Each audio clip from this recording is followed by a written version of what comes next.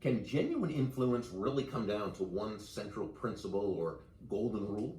I believe it can. With your Influence and Success Insight, I'm Bob Berg.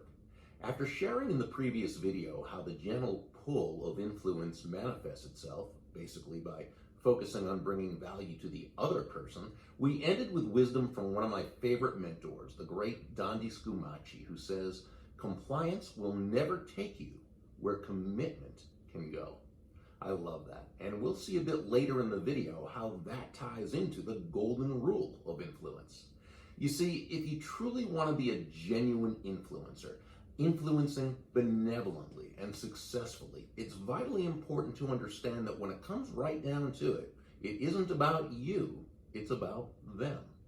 Great leadership is never about the leader. Great salesmanship is never about the salesperson, and great influence is never about the influencer.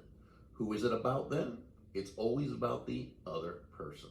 It's about that person, about those people whose lives you choose to touch, to benefit, to uplift with the exceptional value you provide. Whether we're talking about value in terms of selling a product or service, perhaps an idea to those you lead, or just moving someone to change a thought or opinion or take a positive action they wouldn't have taken without your influence. Since we know they're going to think, choose, and act based on their reasons, not our reasons, it just makes sense that the only way we can achieve or attain the results we desire is by focusing on them and their needs and desires. You'll find this theme to be prevalent throughout this series. The only thing that changes is the many different ways we can effectively go about this. If you read The Go-Giver, the original book in John David Mann's and my series, you might recall that law number 3 was the law of influence, which said your influence is determined by how abundantly you place other people's interests first. Yes, your influence is determined by how abundantly you place other people's interests first. Counterintuitive indeed until you think about it and realize that the greatest leaders, the top influencers, the top producing and money-earning salespeople, this is how they run their lives and conduct their businesses. They're always looking out for the best interest of the other person.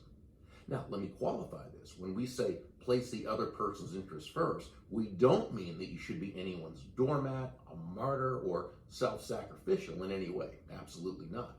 It's just as Joe, the protege in the story, learned from several of the mentors, the golden rule of sales, of business, of networking, what have you, is that all things being equal, people will do business with and refer business to those people they know, like, and trust.